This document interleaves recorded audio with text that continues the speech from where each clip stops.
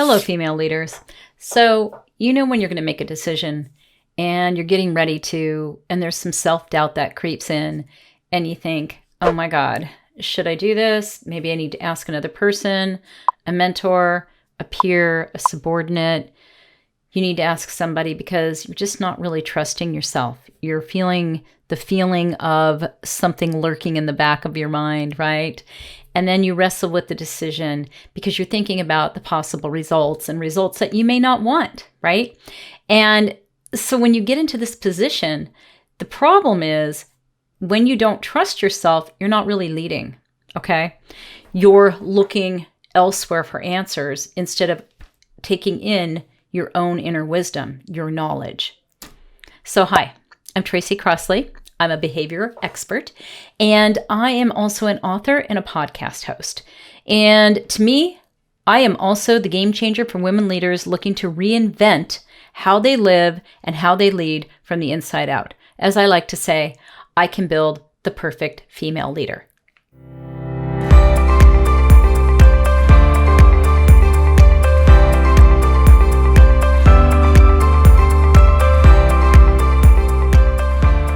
So let's talk about this, okay? I know this exact feeling because I suffered from it for a lot of my career. It took me a long time to be able to trust my own decisions and was I doing the right thing? And there's a definite difference when you overthink something or you trust something. When you trust something, you just know.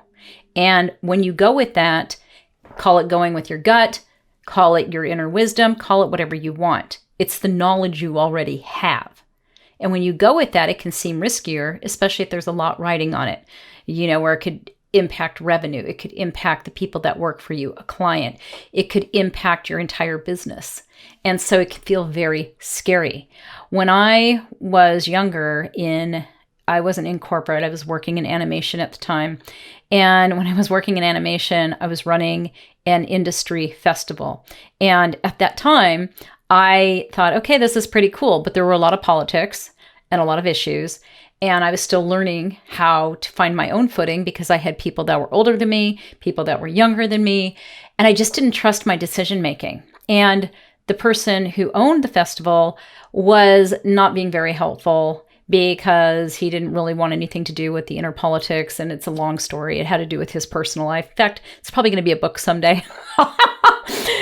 Besides that, we're really talking about I didn't trust myself. And so I tried a number of different things to get people to get along because we had people who were not getting along and some felt they knew better. Some felt other people were full of it. I mean, there's just relational dynamics out the wazoo were an issue. So in the end, I ended up leaving and I left prematurely. And the reason I did was I didn't have any trust in myself. I doubted myself.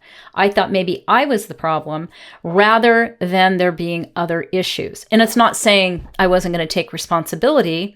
In a sense, I took the responsibility, but I think I victimized myself as I was doing it because I felt sort of helpless because there really wasn't any power behind me. And so in saying that, we often don't have the power behind us. We often don't treat ourselves as though we have that unlimited, abundant thinking. In fact, what we have a lot of the time is just a recurring story that goes on and on. Remember last time you trusted yourself? Look what happened there. You better double check. You better ask a bunch of people, or you better do research, or you better do something. And not that you shouldn't do research or be sure of what you're doing, but it's when, again, you're overdoing, you're overthinking, you're anxious, you're feeling these feelings that do not serve you as a leader at all.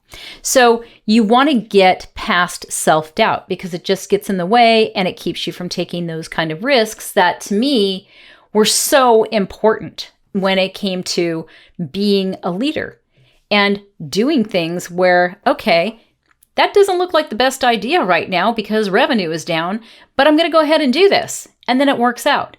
Why? Because I trusted myself. And that is where you connect as a leader. Because when you do that, that sets you apart. That puts you into abundant thinking. That puts you into abundant leading, and it lets you trust your own vision more than when you're always questioning, always worrying, always thinking people are going to think whatever they do about you anyways, which you have no control of, and nor should you put energy toward that.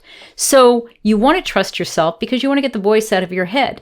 The other thing you want to do is detach from the result, meaning the result is going to be the culmination of whatever is happening. You do not have control over that result. You have control of everything leading up to it, right? Your actions, your words, in terms of what you're doing with your subordinates, with yourself, with your team, whatever. That's where you have control. But it starts from that choice. It starts from that decision. And that's where the magic is. Because when you believe in it and you know it, you can put it out there. So one of the things that I think is really important, I have a couple of questions for you, of course, to ask yourself. So when it comes to getting the voices out of your head, when it comes to, what you are as a leader, you want to look at asking yourself, what purpose does the voice in your head serve you? What is that dictator who's telling you, oh, you shouldn't trust yourself, you can't make this decision, remember what happened last time, or whatever the story is? You want to ask, what does that do for me? How does that help me? What winning combination has it gotten you? Because basically, anytime you beat yourself up or you listen to that voice, it's there to protect you, but that means to protect you to keep you the same. But what is that actually doing for you? It's not really doing anything for you. It, if anything, is creating another obstacle to you making a choice about taking a risk that could really be a great payoff for you. You do not need to sacrifice your self-esteem. And what you also want to do when you do this is you want to look at what triggers are happening that make that voice come alive. Is it me making a decision? Is it the things that might be risky around the decision? What is it? Where don't I trust myself? That's what you want to get to. So the next time you have self-doubt, stop what you're doing and look at what it is that triggers you and where it stems from.